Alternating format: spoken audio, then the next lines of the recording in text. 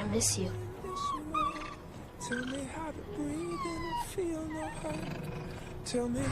Just remember that wherever you are, I will always be by your side.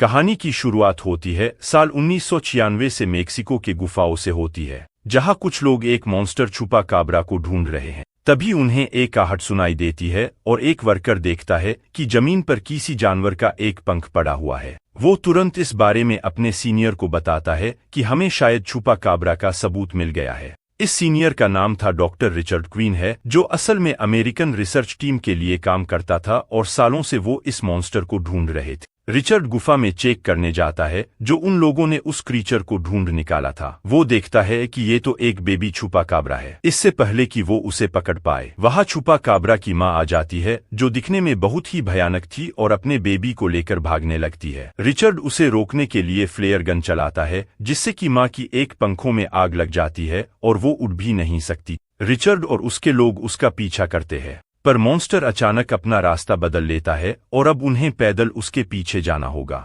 ऊपर आने पर वो उन्हें कहीं नजर नहीं आता, लेकिन रिचर्ड को उसके पंख का एक टुकड़ा मिलता है और वो उसी दिशा में आगे बढ़ने लगते हैं। उधर वो मॉन्स्टर भागते हुए रोड पर आ गया था, जहां एक कार से उसका एक्सीडेंट हो जाता है। तभी वो उन लोगों को आते हुए देखती, जो किसी भी समय उस तक पहुंचने वाले थे। बेबी को बचाने के लिए वो उसे एक जगह पर बेबी को छुपा देती हैं और खुद उन लोगों को दूसरे रास्ते पर ले जाती है। उसका बेबी अब वहां अकेला रह गया था। फिर हम इस मॉन्स्टर को न्यूज में देखते हैं, जहां बताया जाता है कि इन्हें हाल ही में मेक्सिको में देखा गया है और ये फार्म की बकरियों का खून पी रहे हैं। इसके बाद का सीन एक स्कूल का है, जहां एक लड़के को देखते हैं। वो वहां अकेली बैठी था कि तभी वहां दूसरा बच्चा आकर उसे परेशान करने लगता है। वो लड़का अपने घर आता है, जहां उसकी मां कहती है कि तुम अपने दादाजी से मिलने मेक्सिको जा रहे हो, लेकिन वो लड़का जाने के लिए मना कर देता है। असल में उस लड़के का प्लान अपने पापा के साथ घूमने जाने का था, लेकिन हाल ही में किसी बीमारी की वजह से उनकी मौत हो गई थी और इसी वजह से वह बहुत डिस्टर्ब था। पर उसकी मां किसी तरह उसे मना लेती है और जल्दी ही मेक्सिको पहुंच जाता है।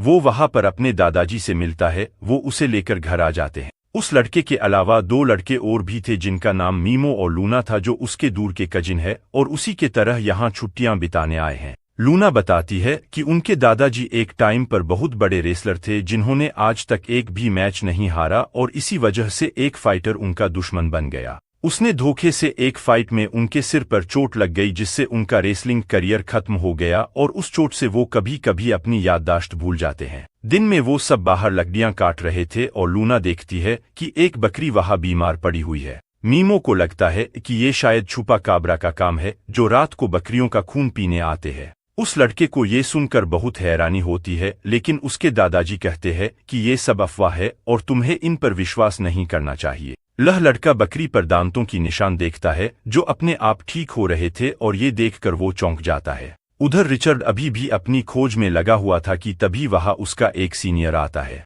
वो यहाँ उस मॉन्स्टर से मिलने आया था, लेकिन रिचर्ड के पास एक पंख के अलावा और कुछ नहीं था और ये देखकर वो बहुत डिसअपॉइंट होता है और उसे ढूंढने के लिए रिचर्ड को वो एक हफ्ते का टाइम देता है, वरना वो उसके मिशन को बंद करा देंगे। वह लड़का रात में अपने दादाजी को कहीं जाते हुए देखता है, जो अपने बान में जाकर म्यूजिक बजाने लगा था। वह उसे चेक करने आता है, लेकिन तभी झाड़ियों से उसे एक आवाज सुनाई देती है और वो देखता है कि ये तो छुपा काबरा है। उसकी चीख सुनकर बाकी लोग भी बाहर आते हैं, जहां वह लड़का कहता है कि उसने अभी अभी उस मॉन्स्टर छुपा काबरा को देखा है।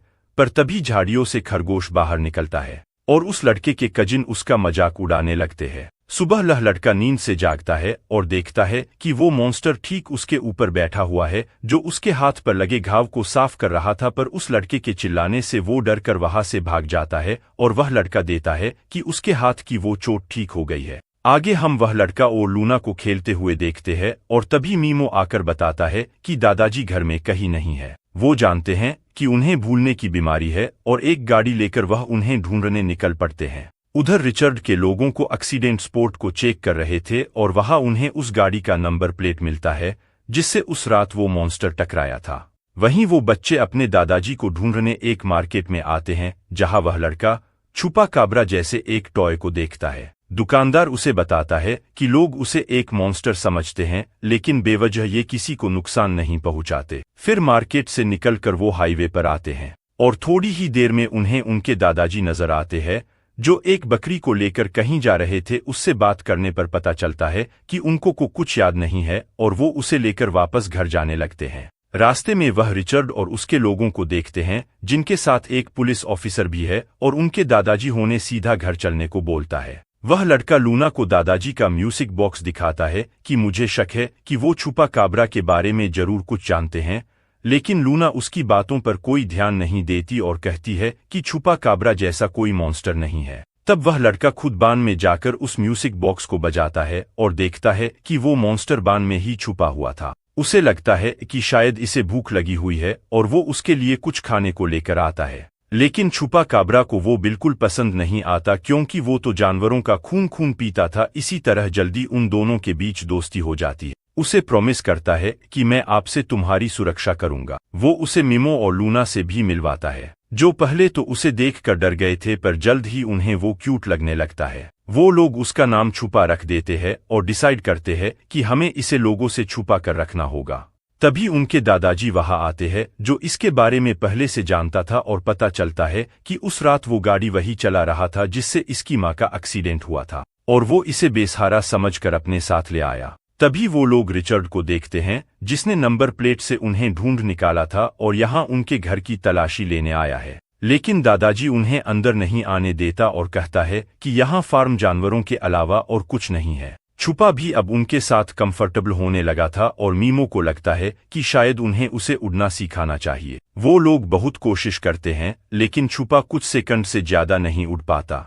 फिर एक दिन दादाजी उस लड़के को उसके पापा के बारे में बताता है कि कैसे वो भी एक बहुत अच्छे रेसलर थे, लेकिन शादी के बाद उसका सारा इंटरेस्ट खत्म हो गया। वो उसे उसके पापा का मास्क दिखाता है पर देखता है कि वह लड़का उदास होकर अपने गेम खेलने लगा है क्योंकि वो अपने पापा को याद नहीं करना चाहता था। दादाजी उसकी गेम छीन लेता है और कहता है कि इसे पाने के लिए तुम्हें मुझसे फाइट करनी होगी और वो भी अपने पापा का मास्क पहनकर फाइट करते हुए वो उसे समझाता है कि अब तुम्हें अपने पापा के दुहक से बाहर आ जाना चाहिए वरना तुम आगे नहीं बढ़ पाओगे। वह लड़का उसकी बातों से फ्रस्ट्रेटेड हो चुका था और धक्का मारकर उसे नीचे गिरा देता है। डॉक्टर उन्हें बताता है कि इससे उसकी मेमोरी पर और ज्यादा असर पड़ा है और अगर ऐसे ही चलता रहा तो जल्दी यह कंडीशन परमानेंट हो जाएगी। तभी उन्हें बान से छुपा की आवाज आती है जो जोर जोर से चिल्ला रहा था और वो देखते हैं कि रिचर्ड वहां पहुंच चुका है।